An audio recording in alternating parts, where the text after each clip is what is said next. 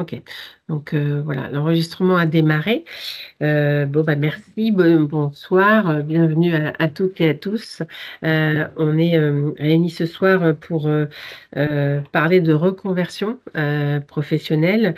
On va se présenter. Ce soir, je suis accompagnée de deux autres personnes. Donc moi, c'est Sandra Bertrand de Transition Pro Bretagne et je vais donc laisser la parole à Cécile Le Foul.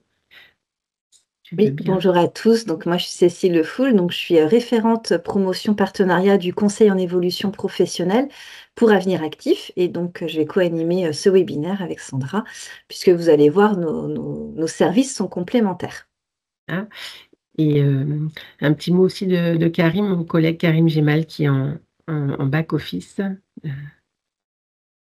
Bonsoir à tous. Moi, je serai juste en back-office, donc je réponds aux questions. Bon, Merci, merci Karim. Donc voilà, c'est un format un petit peu hybride, hein, entre guillemets, hein, mais qu'on expérimente pour la deuxième année lors de la semaine des transitions professionnelles là, qui s'organise tous les ans maintenant depuis 2 ou 3 ans. Donc l'idée, c'est de pouvoir vous donner accès à tous les salariés qui sont inscrits et présents dans les lieux d'accueil, ben, à une information, on va dire, globale sur le conseil en évolution professionnelle et puis les dispositifs de financement pour se former. Donc, on va vous passer un diaporama qu'on va pouvoir commenter. Et puis, vous aurez aussi à disposition, après, plus tard, l'enregistrement de ce soir. Donc, alors, je vais juste, parce que je suis en train de partager mon écran. Oups là. Oups là. C'est pas celui-là.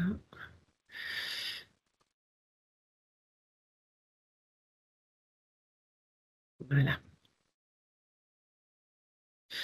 Donc l'idée, c'est que on puisse intervenir à deux voix sur ce diaporama. Voilà, s'il veut bien se mettre en mode. Voilà. Donc, oser la reconversion. Et je vais laisser Cécile faire entrer les gens dans la salle d'attente s'il y a Oui, des je m'en personnes occupe, pas de souci. qui se présentent. Donc, dans le sommaire, voilà, on va se présenter, vous donner quelques chiffres, regarder ce qui pousse les personnes à se reconvertir, euh, évoquer aussi les idées reçues, quels peuvent être les parcours pour se reconvertir, le concerne l'évolution professionnelle, le panorama des financeurs, quelles aides pour quel projet et un exemple. Alors on vous rassure, ça va durer suffisamment.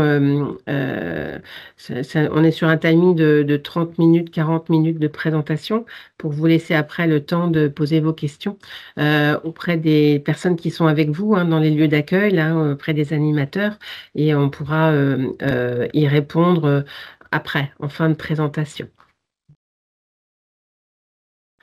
Donc voilà, nous revoici, cette fois-ci en photo, souriant. Et alors, l'idée c'est ça, c'est de regarder les chiffres un peu de la reconversion. Alors, il y a eu un sondage fait par le Centre Info en 2024, hein, un baromètre hein, qu'ils font tous les ans au niveau des actifs.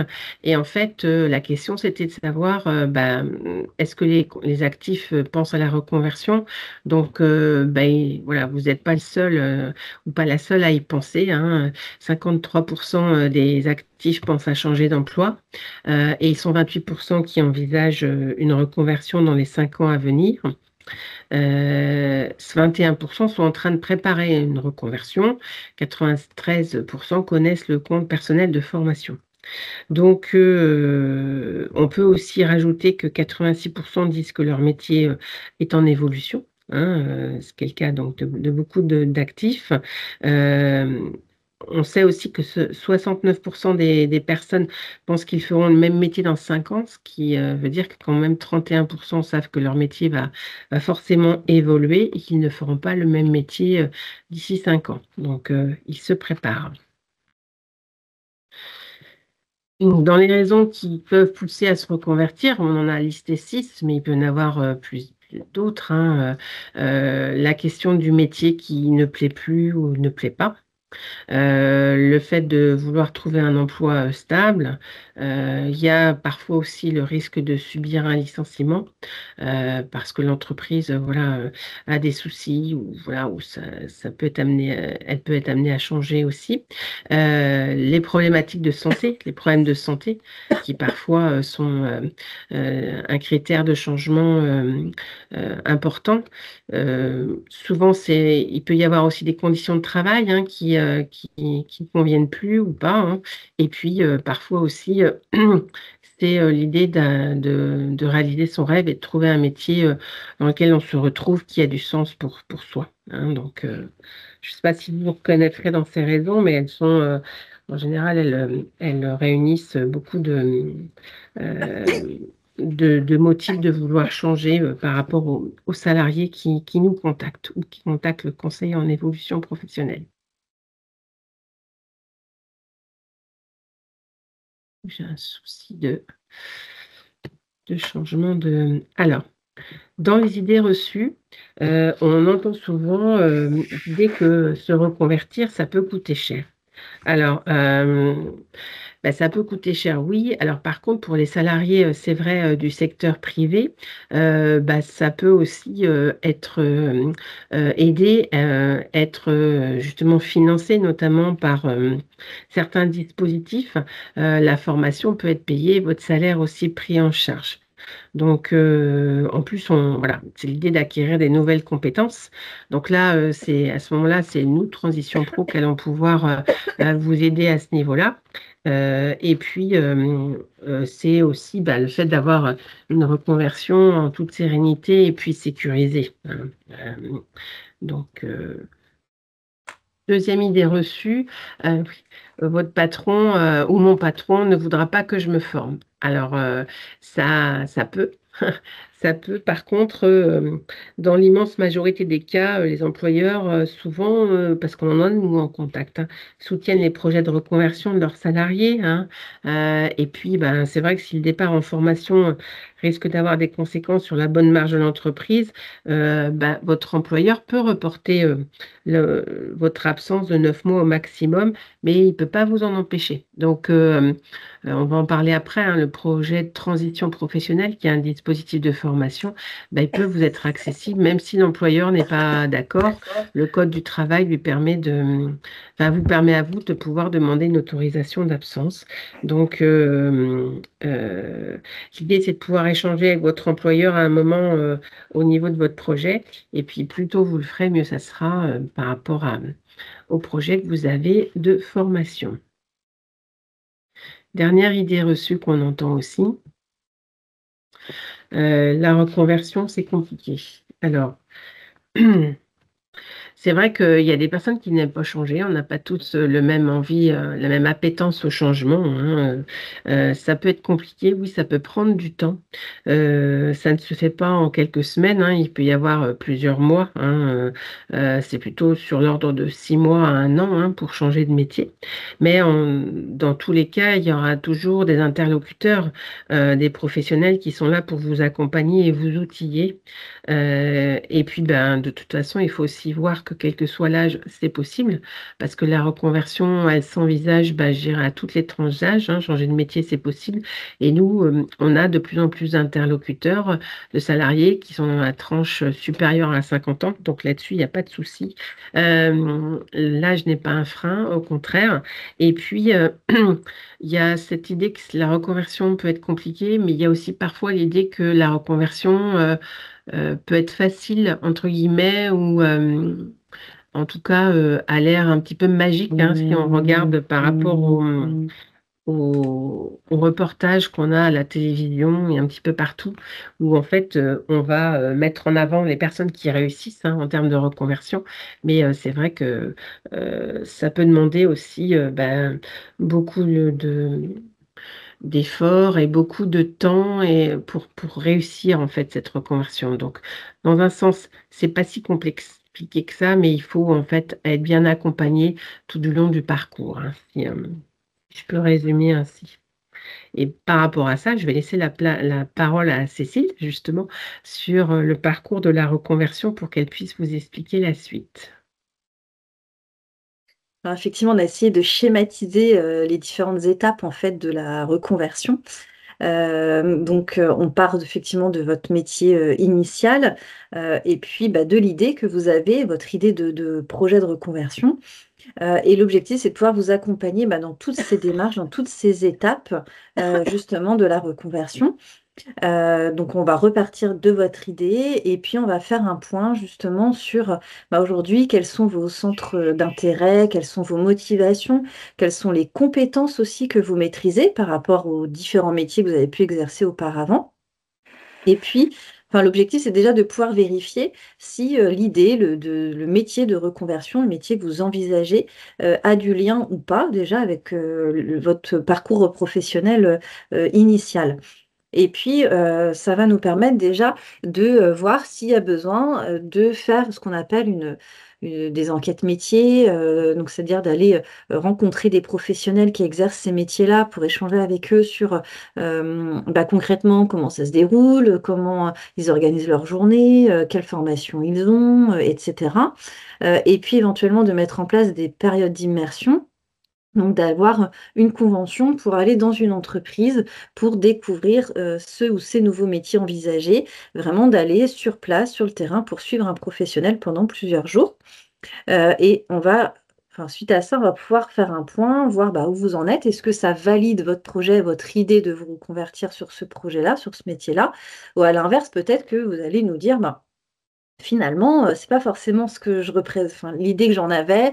Il y a peut-être des contraintes sur ce métier que vous n'aviez pas identifiées et par rapport à votre vie personnelle, finalement, c'est pas compatible. Et auquel cas, on va pouvoir retravailler et chercher un nouveau projet. À l'inverse, si c'est validé, on va pouvoir continuer sur ce projet-là et regarder si vous avez besoin ou pas d'effectuer une formation. Et auquel cas, on vous aidera à identifier la bonne formation. Est-ce que vous avez besoin de faire une formation dans sa totalité? Peut-être que vous avez besoin de faire que certains modules de formation, parce que votre formation initiale ou les compétences que vous avez acquises auparavant vous permettent effectivement d'avoir déjà une partie de la formation de valider. On va pouvoir regarder également si la VAE, la validation des acquis, peut être un dispositif qui vous permet de valider certains modules et d'avoir la totalité de la formation nécessaire. Et puis, une fois qu'on a fait ce travail d'identification de formation, on va regarder les financements qu'on peut mettre en face. Donc, ça peut être votre CPF, votre compte personnel de formation, mais il y a d'autres dispositifs de financement également qui existent et notamment portés par Transition Pro Bretagne. Donc, on les verra tout à l'heure, donc je ne rentre pas dans le détail tout de suite. Mais en tout cas, voilà, il y a différents financements aujourd'hui qui sont possibles et donc, c'est des choses qu'on va pouvoir regarder avec vous. Et l'objectif étant que vous puissiez entrer en formation. Et puis derrière, on peut également vous accompagner dans la recherche d'emploi sur le nouveau métier identifié. Et tout au long en fait de ce petit schéma, on regarde aussi bien évidemment le marché de l'emploi, ça c'est important, puisque l'objectif c'est que vous puissiez trouver un travail dans le nouveau métier sur lequel vous souhaitez vous reconvertir. Donc c'est important aussi de se tenir informé sur votre zone géographique. Est-ce que c'est un métier qui recrute ou pas? Quelles sont les entreprises qui recrutent, etc. Afin de faire ce qu'on appelle une étude du marché de l'emploi, en fait, pour s'assurer que ce soit bien un métier qui recrute sur votre zone géographique.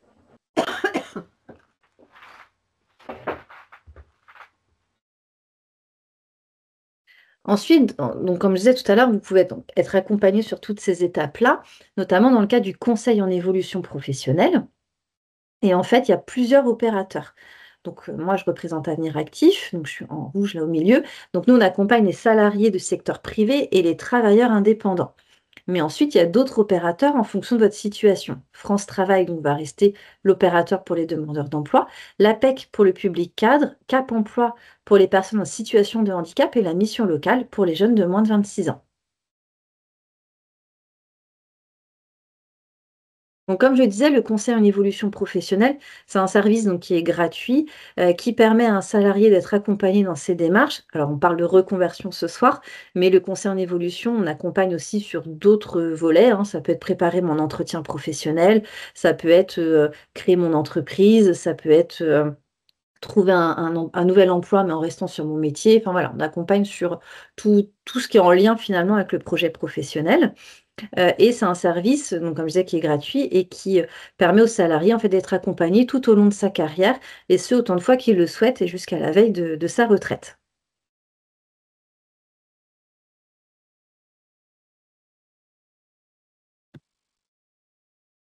Ensuite, les différentes étapes d'accompagnement. Donc, dans un premier temps, donc je vous donnerai, il y a un numéro vert en fait qui existe, qui vous permet, je vous le donnerai à la fin, donc qui vous permet d'avoir une chargée d'information au bout bout du fil en fait, qui va vérifier avec vous donc déjà que le conseil en évolution professionnelle soit bien le service qui corresponde à votre demande, à votre besoin. Et puis, il va vérifier qu'on soit bien le bon opérateur. Comme je disais tout à l'heure, il y a également Cap Emploi, la PEC, etc. Donc, en fonction de votre situation, on pourra vous orienter vers le bon opérateur. Si c'est nous, on pourra vous proposer un premier rendez-vous à l'agence la plus proche de votre domicile, que ça peut être donc en présentiel, mais ça peut également être en distanciel. On s'adapte aussi, nous, par rapport à vos horaires et à ce qui est le plus facile pour vous. L'objectif de ce premier rendez-vous, c'est de bien connaître votre parcours professionnel pour savoir voilà, qui vous êtes, qu'est-ce que vous avez pu faire auparavant, de bien comprendre quelles sont vos attentes aussi par rapport à ce premier rendez-vous et quels sont les objectifs que vous fixez en fait par rapport à l'accompagnement qui vous est proposé. Et ensuite, on pourra co-construire ensemble un plan d'action et donc vous proposer de vous accompagner dans la mise en œuvre de votre projet. Et donc, on rentre à ce moment-là dans la phase 2 de l'accompagnement. On pourra vous proposer des rendez-vous individuels avec votre conseiller référent. On pourra également vous proposer de participer à des ateliers collectifs. Et puis, comme je disais tout à l'heure, vous mettre en relation aussi avec des entreprises pour mettre en place des conventions de stage s'il y a besoin d'aller effectuer des périodes d'immersion pour aller vérifier, valider que ce nouveau métier corresponde bien à vos attentes. On vous met également en relation avec les partenaires locaux en fonction de votre situation. Voilà, s'il y a besoin, en complément de l'accompagnement que nous, on peut vous proposer, on pourra vous mettre en relation aussi avec les partenaires qui complètent en fait l'accompagnement que nous, on peut proposer. Et puis, on met également en place ce qu'on appelle un programme d'entraide, du mentorat en fait. C'est de l'échange entre pairs. L'objectif, c'est de pouvoir échanger entre salariés qui ont des projets de reconversion, d'échanger entre vous pour développer votre réseau professionnel. Déjà, ça peut aider pour effectuer les enquêtes métiers que j'évoquais tout à l'heure quand on vous montrait le petit parcours. Et puis aussi de pouvoir échanger avec d'autres personnes qui sont passées par la reconversion professionnelle et qui peuvent aussi témoigner, expliquer un peu des différentes étapes voilà, par lesquelles ils sont passés tout au long de leur parcours de reconversion. D'accord. Alors, pour continuer, je te laisserai présenter la slide qui suit, Cécile. Oui. Donc, on souhaitait vous présenter les outils de financement différents selon les situations. Donc, voilà.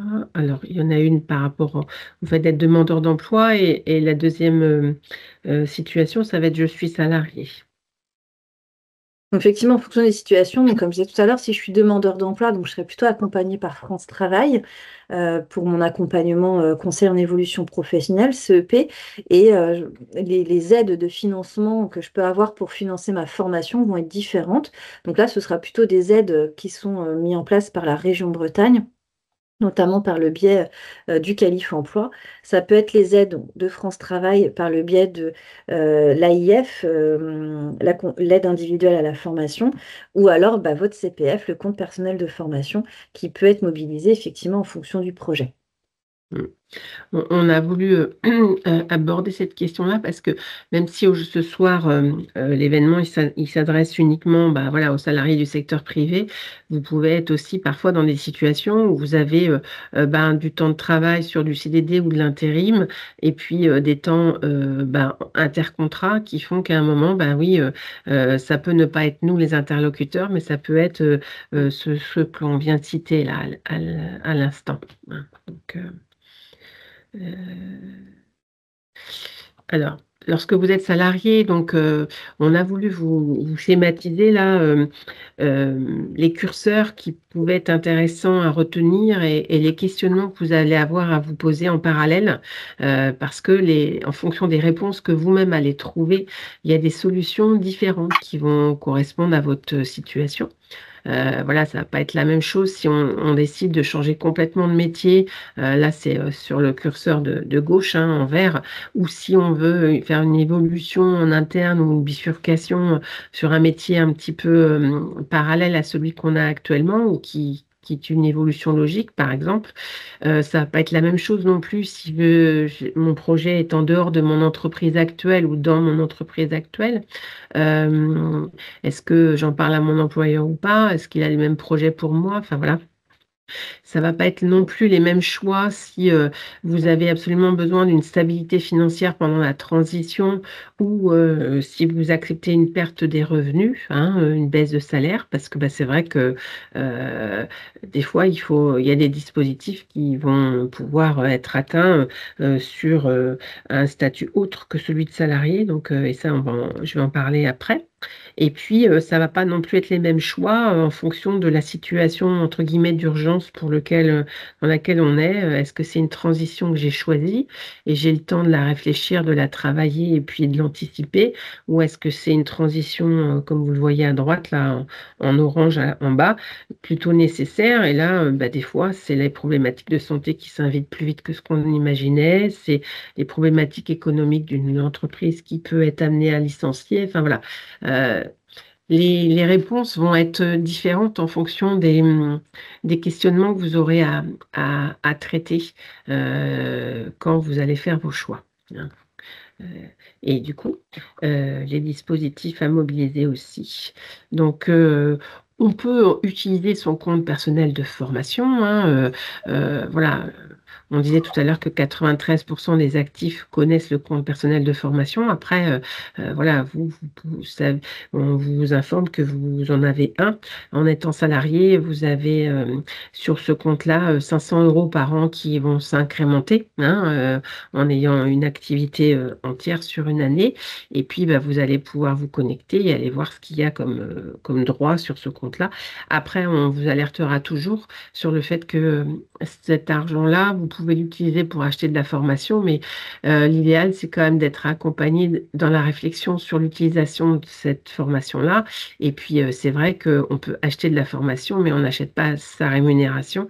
Donc, c'est vrai que c'est utile, ça peut être utile pour des projets, mais pas sur des projets sur une longue durée où il y aura peut-être besoin d'un maintien de salaire. Donc, et ça se voit aussi avec l'accompagnement du conseil en évolution professionnelle. Lorsque vous avez un projet d'évolution en interne dans votre entreprise, la formation peut être organisée à votre initiative ou à celle de votre employeur, hein. Alors, si je prends à gauche le plan de développement des compétences, donc ça, c'est l'outil qui est à la main de l'entreprise qui, elle, qu'elle va utiliser pour maintenir les compétences de ses salariés, hein. C'est ça qui, en définition, qui est souvent appliqué. Après, on peut avoir aussi un projet d'évolution dans l'entreprise et l'employeur peut être d'accord avec ce projet-là, entre guillemets, il soutient votre projet, vous en avez parlé avec lui et des fois, le plan de développement des compétences est mis en œuvre pour suivre la formation dont vous avez besoin pour évoluer dans votre entreprise actuelle. Et puis, il peut y avoir aussi l'utilisation du compte personnel de formation où l'employeur peut aussi, lui, abonder ce compte-là et mettre en place des cofinancements avec son OPCO, hein. L'OPCO, c'est l'opérateur qui s'occupe justement du plan de développement des compétences. Je schématise à l'extrême, hein, vous inquiétez pas. Et du coup, ça peut peut-être se réaliser sur le temps de travail. L'idée, quand on a un projet d'évolution dans son entreprise, c'est vraiment de pouvoir en échanger avec son entreprise, avec son employeur, notamment lors de l'entretien professionnel et notamment lors de ces temps-là de discussion par rapport à votre avenir dans l'entreprise. Je vais juste préciser, quand on Oui, parlait du CPF, en tant que salarié, il y a un reste à charge de 100 euros oui, pour tout salarié qui souhaite mobiliser son compte personnel de formation. Donc oui. uniquement pour les salariés. Merci Cécile. Ouais, c'est vrai que je ne l'avais pas rajouté sur la diapositive du CPF, mais c'est une donnée intéressante et importante à avoir en tête. Lorsque vous avez un projet, donc si votre compte personnel de formation ne permet pas de financer toute votre formation, il y a 3 dispositifs dont je vais vous parler juste après. Le plus connu et le plus utilisé, ça va être le projet de transition professionnelle. Après, je vous dirai quelques mots sur le projet usure reconversion et le dispositif d'émission reconversion. Et là, ça vise vraiment un projet en dehors de son entreprise actuelle, hein, puisque on change de statut à ce moment-là. Donc, le projet de transition professionnelle, c'est un dispositif qui a remplacé le congé individuel de formation. L'idée, c'est pour des salariés de droit privé qui sont en CDI, CDD, intérimaires ou intermittents du spectacle. Ça leur permet en fait de s'absenter de leur poste de travail. Vous savez, c'est ce que je disais tout à l'heure, quand l'employeur ne voudra pas que vous vous formiez, bah, c'est ce cas de figure-là, pour suivre une formation tout en percevant sa rémunération. Donc, l'employeur donne une autorisation d'absence que vous lui demandez pour la durée de la formation visée. Et il faut viser une formation certifiante qui va vous permettre d'atteindre un métier, hein, on est là-dessus, hein. Et nous, Transition Pro Bretagne, vous nous faites une demande de financement. Et s'il y a un accord chez nous, ben, en fait, on va financer le prix de la formation auprès de l'organisme de formation et on remboursera le salaire à votre employeur tous les mois. Donc, votre salaire sera maintenu. C'est, je dirais, le dispositif qui permet, je dirais, au niveau sécurité financière, d'être le plus sécurisé, en fait, hein. Euh, Donc, juste une précision. Pour le projet de transition professionnelle, donc c'est le dispositif le plus utilisé. En 2024, on a jusqu'à fin novembre, là, on a eu 60% des dossiers qui ont été acceptés chez nous en termes de reconversion. Il y a des critères de priorité. Enfin voilà, tout est bien expliqué sur notre site internet. Là-dessus, il n'y a pas de souci. Et on pourra vous renseigner si vous nous passez un coup de fil ou si vous vous renseignez sur notre site internet. Donc voilà, le projet de transition professionnelle. Après, il y a un autre dispositif qui est nouveau, hein, qui est assez récent, c'est le PUR, prévention, usure, reconversion. Alors, en fait, ce dispositif-là, il va s'appuyer sur le compte professionnel de prévention. Donc là, c'est un compte que vous avez dès lors que vous travaillez dans une entreprise dans laquelle vous travaillez selon. Il y a 6 facteurs de risque qui sont assez bien répertoriés, hein. C'est le travail de nuit, le travail en équipe alternante, le travail en équipe compostée, le bruit, les températures extrêmes et le milieu hyperbare. Donc vous, salariés, dès lors que vous travaillez avec un de ces risques-là, votre employeur va faire une déclaration tous les ans en disant, ben voilà, le salarié X, il a fait 100 nuits dans l'année ou 150 nuits dans l'année, avec des critères particuliers, hein, et ça va générer des points sur un compte professionnel de prévention. Normalement, vous en êtes informé, normalement, vous le savez. Maintenant, si vous ne le savez pas, vous pouvez aussi créer votre espace là sur ce site-là pour voir, vérifier que vous avez ou pas des points. Et si jamais c'est pas le cas, vous pouvez toujours demander au niveau de la CARSAT à réviser les points non attribués sur les 2 dernières années. Mais c'est une procédure qui est un petit peu longue. L'idée, c'est que ces points-là, ils vont servir à financer une action de formation, bilan de compétences, une VAE ou une formation, pour vous permettre d'accéder à un emploi non exposé aux facteurs de risque professionnels que vous avez actuellement. Non exposé ou moins exposé, mais plutôt non exposé. Et là, le financement, ça va être Transition Pro Bretagne. On va financer ce dossier-là et ça viendra ensuite vous déduire des points sur vos comptes personnels de prévention, professionnels de prévention. Donc là, l'idée, c'est juste de se dire, voilà, est-ce que je suis dans le cas de figure où je travaille sur un métier où il y a des risques qui génèrent des points sur ce compte-là. Et si j'ai ce compte-là, eh ben oui, ça peut être une façon de financer ma reconversion. Hein, ça peut être une façon de financer mon changement de métier vers un métier non exposé à des facteurs de risque. Hein.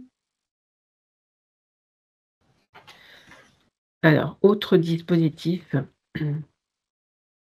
C'est le dispositif donc démissionnaire ou démission reconversion. Donc là, c'est uniquement pour les salariés qui sont en CDI actuellement et ça leur permet de démissionner de leur emploi actuel tout en ouvrant droit à l'allocation chômage. Alors, je prends des gants hein, pour vous dire tout ça parce qu'évidemment, euh, c'est pas à prendre au premier degré. Il y a des conditions qui vont être assez fortes et là, vous devez être obligatoirement accompagné par un conseiller en évolution professionnelle. Il faut avoir une activité professionnelle de 5 ans sans interruption. Donc, vous pouvez être en CDI, mais avoir eu d'autres employeurs auparavant en CDI aussi. Mais il ne faut pas il faut pas d'interruption entre deux contrats de travail. Et puis, le projet que vous visez, c'est soit une formation, poursuivre une formation ou un projet de création ou reprise d'entreprise. Donc là, la personne, elle va travailler son projet, accompagnée du conseil en évolution professionnelle. Il y a un dossier à nous déposer sur la plateforme de transition Pro-Bretagne. Et puis nous, le dossier va passer en commission chez nous. Et si tous les critères sont remplis, on va donner une attestation de caractère réel et sérieux du projet. Donc, c'est un, voilà, qui sera sur la plateforme et vous pourrez le télécharger, l'imprimer. Et à partir de ce moment-là, vous pourrez démissionner de chez votre employeur actuel, aller vous inscrire à France Travail avec cette attestation-là et vous aurez accès aux allocations chômage. Voilà, que vos droits auront ouvert. Et s'il y a après besoin de financer la formation que vous voulez suivre, ça sera soit avec votre compte personnel de formation, soit, comme on l'a dit tout à l'heure, et Cécile l'a présenté tout à l'heure, les dispositifs liés aux demandeurs d'emploi, on va dire classiques, quoi, hein, en fait. Hein. Donc, ce dispositif-là, il est plutôt utilisé chez nous à 2 tiers pour les personnes qui veulent créer leur activité, créer leur entreprise, parce que ça leur permet, dans les premiers mois de lancement de l'activité où on devient son employeur, en fait, hein, eh ben, on a ces allocations chômage tous les mois et ça permet de pouvoir vivre en attendant de se faire son salaire avec son chiffre d'affaires, hein, de gagner suffisamment pour se rémunérer.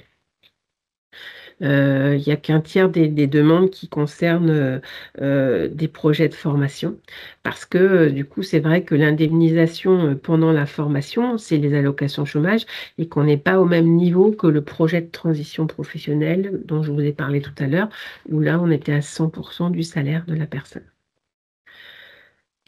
Donc voilà, je continue mon défi. Alors, hop. Est-ce que Karim, tu as déjà quelques questions qui apparaissent ou pas? Non? Instant. Aucun. Non. Euh, alors, ce que je vais faire à ce moment-là, c'est de vous expliquer le parcours de Bruno.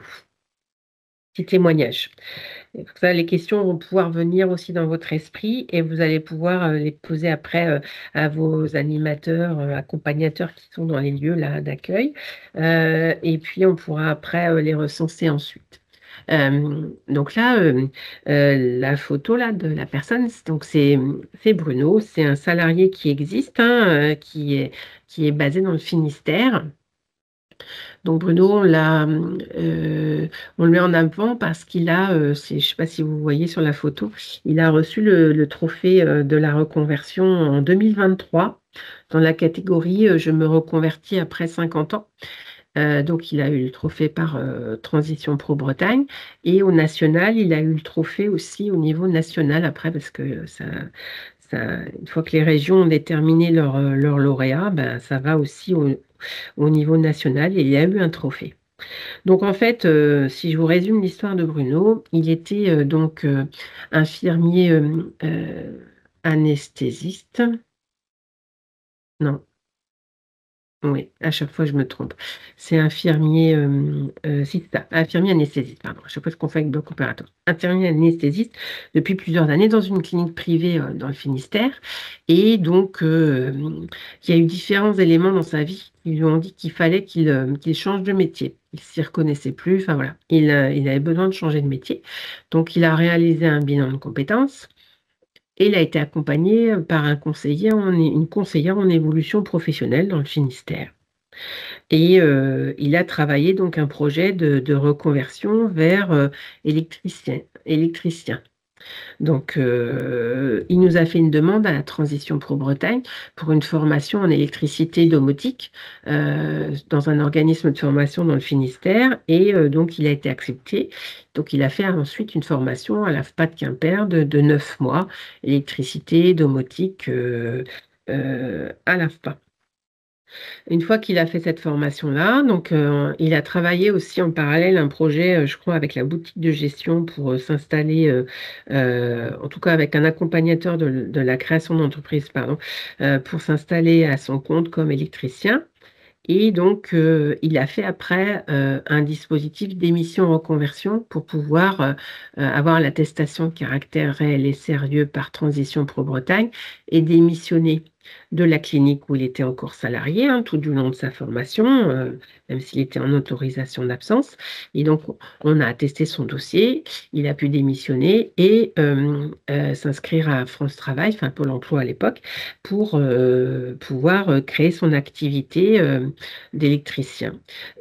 Il a été aussi accompagné parce qu'étant reconnu en qualité de travailleur handicapé, il a eu aussi un financement de la GFIP concernant l'aménagement d'outils, parce qu'il avait une problématique au niveau des bras, enfin, d'un bras. C'est pour tout ce qui est aménagement des échelles, enfin tout ce qui est port d'outils en hauteur. Voilà, besoin en compensation de la GFIP. Et donc, comme ça lui a permis d'acheter du matériel pour pouvoir travailler au mieux avec son handicap. Et donc, aujourd'hui, il est installé à son compte comme artisan du bâtiment et il fait des chantiers en électricité domotique. Et là, en fait, il a réuni des compétences qu'il avait avant dans le métier du soin et les compétences nouvelles d'électricien parce qu'il s'est un peu spécialisé dans une niche va être l'aménagement et la rénovation des logements des particuliers qui ont besoin à qui ont besoin de s'installer à domicile quand ils sont malades. Donc tout ce qui va être la domotique, tout ce qui va être euh, euh, réglage à distance de toute l'électricité, enfin voilà, pour les personnes qui sont alitées ou voilà, qui peuvent pas se mouvoir. Donc voilà.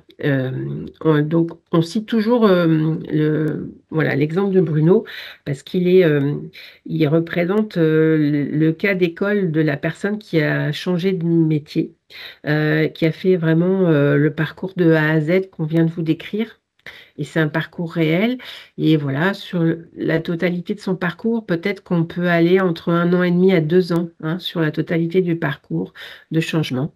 Et aujourd'hui, tel qu'il le témoigne, je ne sais pas si vous l'avez vu, des fois on l'a vu dans la presse, dans différents articles, il ne regrette pas son changement pour rien au monde. euh, donc voilà, c'était intéressant pour nous de vous parler de cet exemple-là pour illustrer en fait tout le travail d'accompagnement qu'il a eu et puis tout le travail d'ingénierie en fait de son parcours de montage de dispositifs les uns après les autres. Et alors, je voulais juste...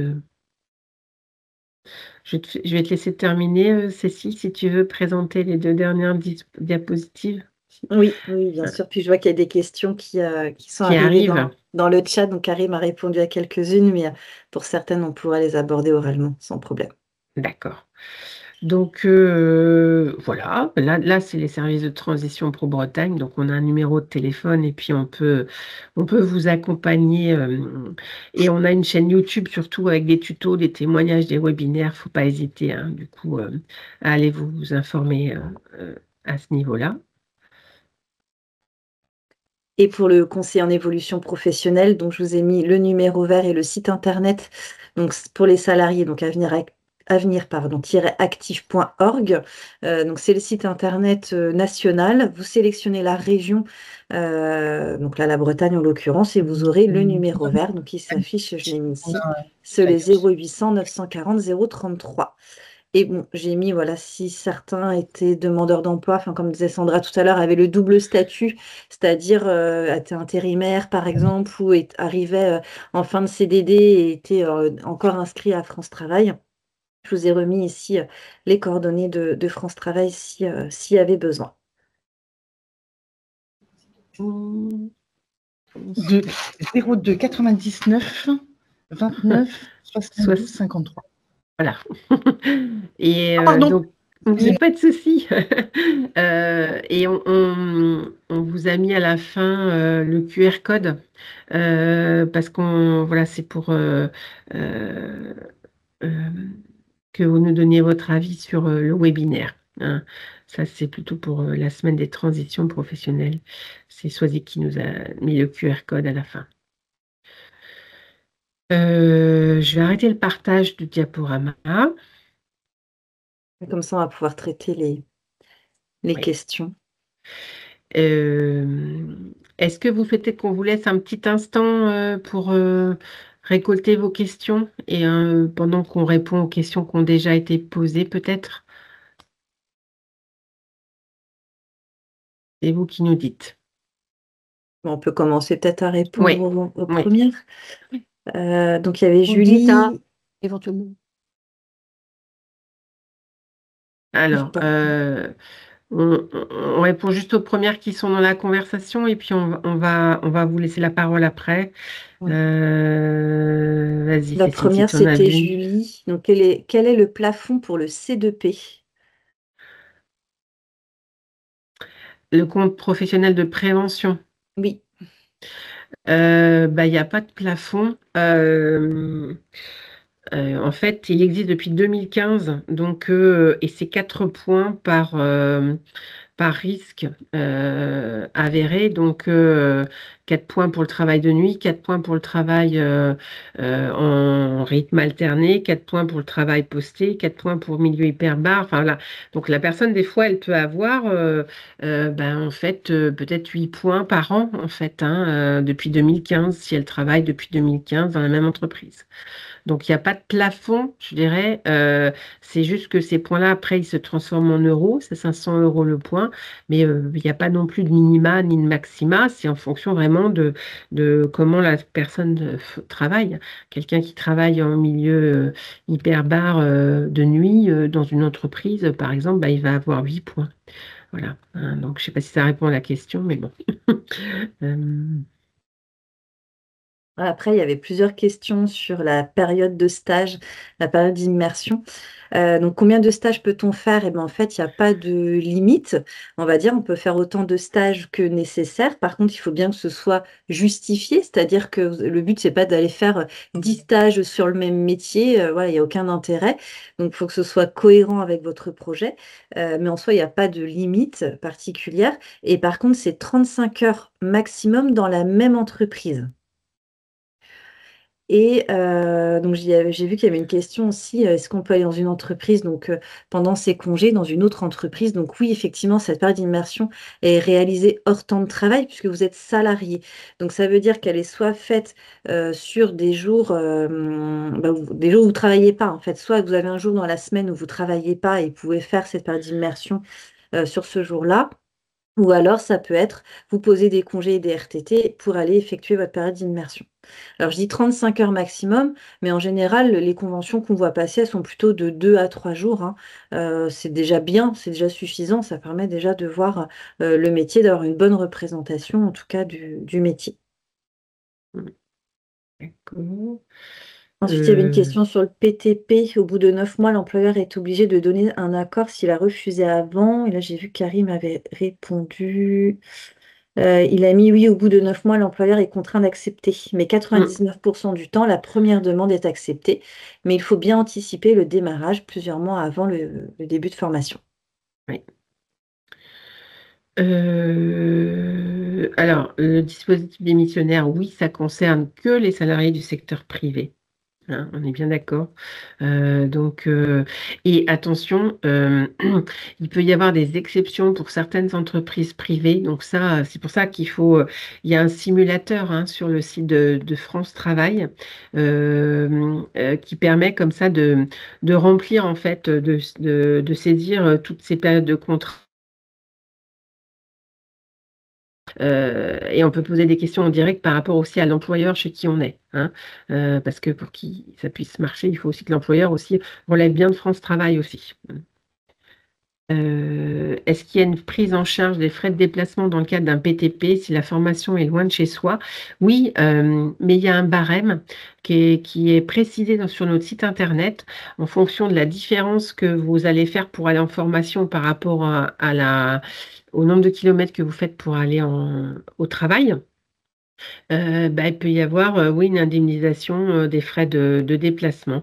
Ça ne sera pas au réel, c'est un forfait et dedans est concerné le frais de déplacement et le repas du midi.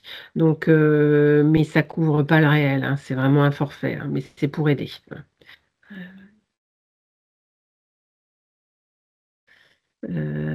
Alors, il y a une question pour toi, Cécile. Alors, est-ce qu'Avenir Actif est le CEP ou est-ce un module proposé par le CEP? Alors, le conseil en évolution professionnelle, en fait, c'est un service. Et après, comme je disais tout à l'heure, il y a plusieurs opérateurs en fonction de la situation.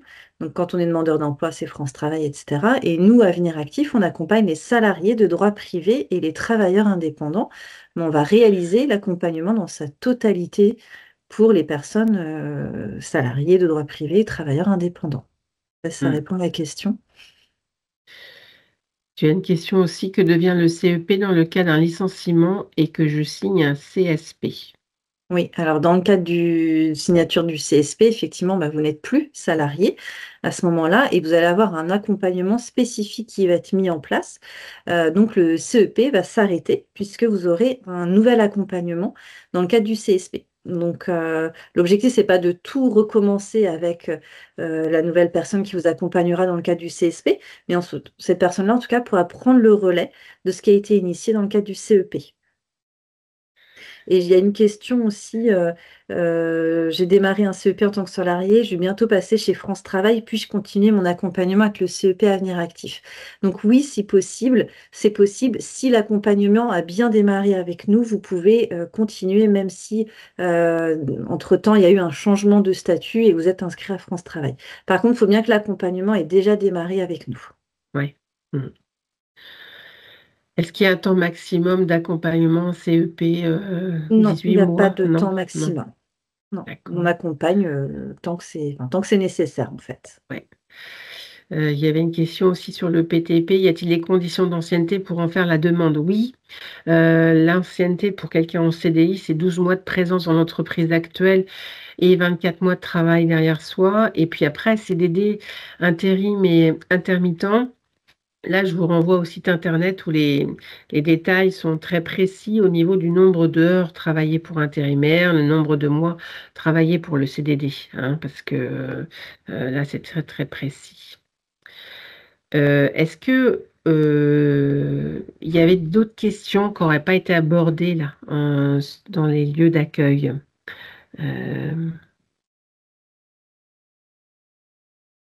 Je sais plus si tu as répondu, un salarié en contrat de professionnalisation est-il éligible au PTP?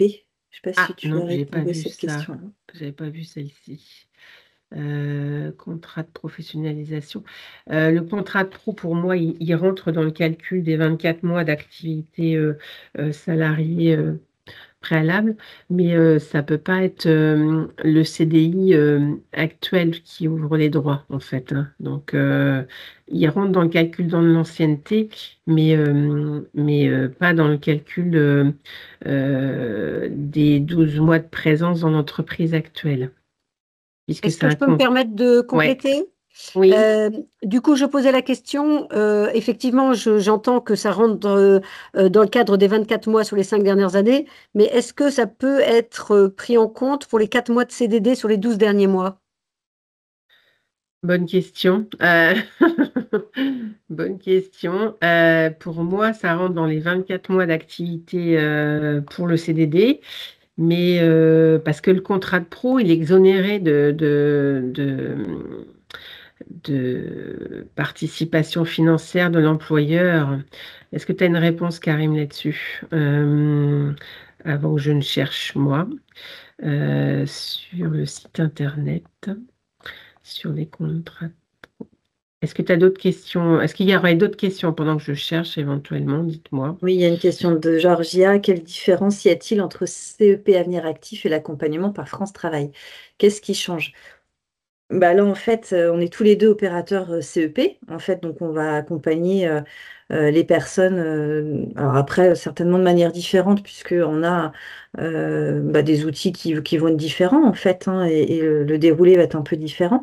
Mais en fait, la différence, c'est plutôt, comme je disais tout à l'heure, en fonction du statut. En fait, si vous êtes demandeur d'emploi, c'est France Travail. Si vous êtes salarié de droit privé, c'est Avenir Actif.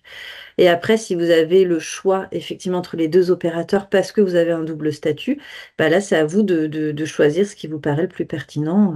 Voilà. Vous pouvez être accompagné par l'un ou par l'autre, mais pas par les deux en même temps. Hmm. Ok, est-ce qu'il y aurait d'autres questions? Pour le moment, il n'y a pas d'autres questions.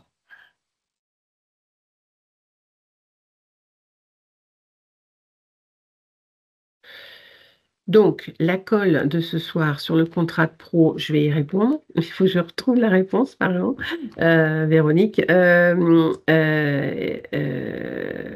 Par contre, il n'y a pas d'autres questions, mais j'ai noté la question là sur la présence, parce que la personne est en contrat de pro en CDD, c'est ça?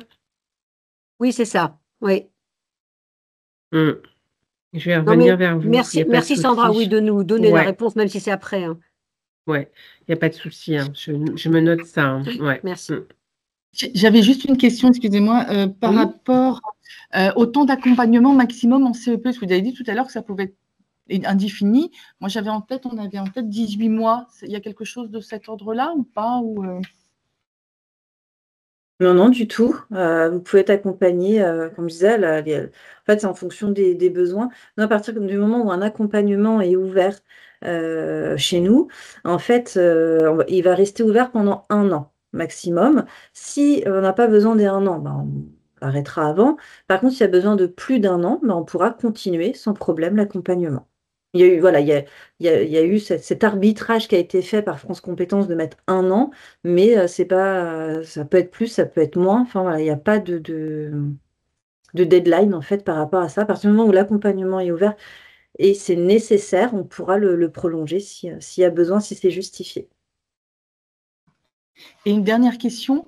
Donc, Mhm. si j'ai bien compris, dans le cas de la démission, c'est un accord c'est une attestation de transition pro, et à aucun moment France Travail ne vient donner son accord. À partir du moment où vous avez donné l'accord, c'est bon, quoi.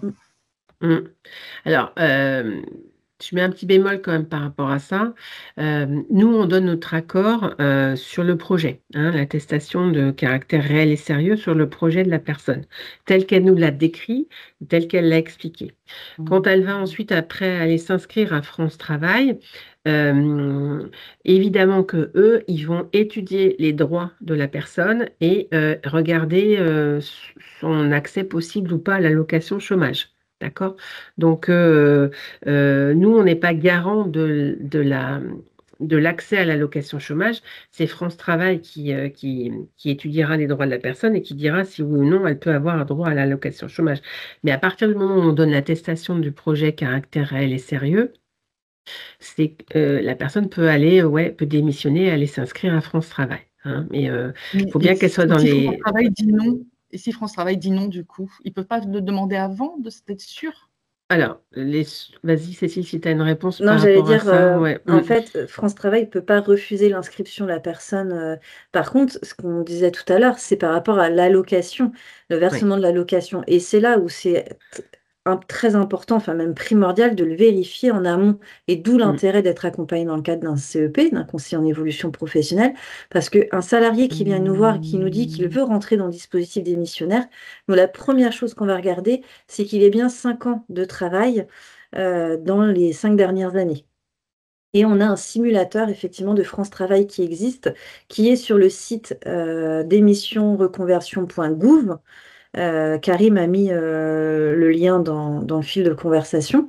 Sur ce site, en fait, il y a un simulateur et en fait, vous allez pouvoir rentrer vos périodes de travail et ça va pouvoir vous dire si vous êtes éligible ou pas. Et ça, c'est impératif parce que si le simulateur vous met que vous n'êtes pas éligible, mais que vous rentrez comme dans le process, vous faites votre dossier, transition pro valide l'accord parce que votre projet, voilà, il valide le caractère réel et sérieux de votre projet, vous vous inscrivez à France Travail. Et bien là, France Travail peut vous dire, OK, vous êtes inscrit, mais par contre, nous ne vous verse pas les allocations parce que vous n'aviez pas les 5 ans de travail en continu sur les 5 dernières années. Et là, bah, du coup, vous vous retrouvez à avoir démissionné de votre entreprise, vous êtes inscrit à France Travail et vous n'avez aucune allocation. Mm. En fait, le risque, il est là. Donc, c'est pour ça que c'est la première chose qu'on va regarder, c'est que vous rentriez bien dans les critères pour avoir vos allocations. Après, une fois que c'est ça, enfin, si vous avez bien ces critères-là, à partir du moment où vous avez démissionné, vous vous inscrivez à France Travail avec l'attestation de transition pro pour bien justifier que oui, vous avez fait une démission, mais c'était bien dans le cas de la démission, reconversion ou démission pour création d'entreprise. Et si vous avez bien les critères voilà, des 5 ans, vous aurez vos allocations sans problème. Et France Travail ne va pas remettre en question le projet professionnel. Ils vont vous aider pour la mise en œuvre. Donc, pour les projets de reconversion, bah, ils vont vous aider à identifier le financement pour mettre en place votre formation. Et puis, pour les projets de création d'entreprise, ils vont pouvoir vous accompagner aussi dans vos démarches. Et il faut savoir que vous avez 6 mois pour mettre en place votre projet une fois que vous êtes inscrit à France Travail. Si au bout des 6 mois, vous n'êtes pas entré en formation, vous n'avez pas créé votre entreprise, la France Travail peut vous demander pourquoi du comment, bah, ça n'a pas été mis en œuvre. Mm. Donc, oui. Mm. C'est pour ça que l'accompagnement avec le conseil en évolution professionnelle est obligatoire pour sécuriser tout ça. Parce que C'est ça. c'est assez c'est contraignant comme dispositif aussi. Donc, il faut vraiment être dans les clous pour éviter ces problèmes-là qui peuvent arriver, hein. Sont pas nombreux, les personnes à qui ça arrive, mais quand ça arrive, bah, c'est plutôt embêtant, hein, c'est plutôt compliqué. Mm. Je ne sais pas si on a répondu à la question, hein, Christelle. Oui, merci. Oui. Qu'est-ce qu'ils entendent par mentorat dans le programme d'entraide? En quoi ça consiste? Vous avez entendu? Non. C'était en quoi consiste le mentorat, oui, dans le programme d'entraide? Le mentorat, en fait, ce que je disais tout à l'heure, c'est de vous mettre en relation en fait avec d'autres salariés qu'on accompagne, qui ont un projet similaire au vôtre, par exemple, ou un projet tout autre, donc pour vous aider justement à échanger entre pairs, pour, comme on disait tout à l'heure, soit établir ou développer votre réseau et pouvoir échanger avec d'autres professionnels. Peut-être un professionnel qui exerce sur le métier que vous envisagez, voilà, qui puisse vous puissiez faire des enquêtes métiers. Et ça peut être aussi un salarié qui peut témoigner de son projet de reconversion, qui peut vous expliquer justement les différentes étapes par lesquelles il est passé. Une personne qui a un projet de reconversion qui est similaire au vôtre, ça peut être intéressant d'échanger avec lui pour voir un peu justement ce qu'il a fait, comment il a fait, quelles ont été les embûches, on va dire, qu'il a pu rencontrer sur son parcours de reconversion. À l'inverse, qu'est-ce qui a fonctionné? Enfin voilà, pour que vous ayez aussi un peu plus d'informations, que vous sachiez un peu plus comment ça fonctionne, où vous mettez les pieds, etc., quoi. L'objectif, c'est vraiment de pouvoir échanger en fait entre vous.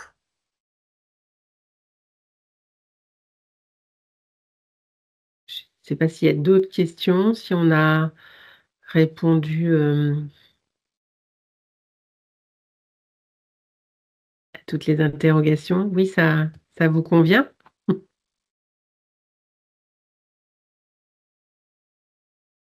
Ça vous convient, alors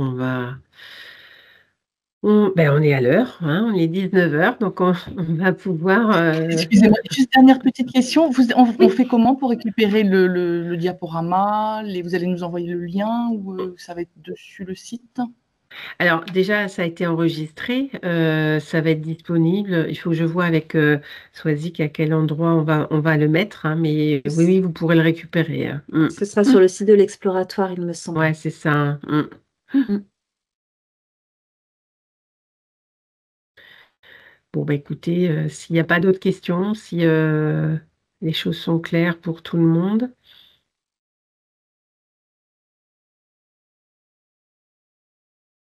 On va vous souhaiter une bonne On avait soirée. dit un merci, Oui. passez une bonne fête. Hein, voilà. Ah de la oui, part bah de- oui, c'est Merci. ça. Vous Merci aussi. à vous. Puis bonne fête de fin d'année à tous et à toutes. Hein. Il n'y a pas de Merci problème. beaucoup. Au revoir à Bonne tous. soirée. Bonne Ouais. soirée. Merci, bonne soirée. Au revoir. Au revoir. Merci. C'est pour ça que c'est un, Merci, au revoir. c'est un travail de longue haleine. Alors, il faut que je coupe l'enregistrement. Arrêtez. Voilà.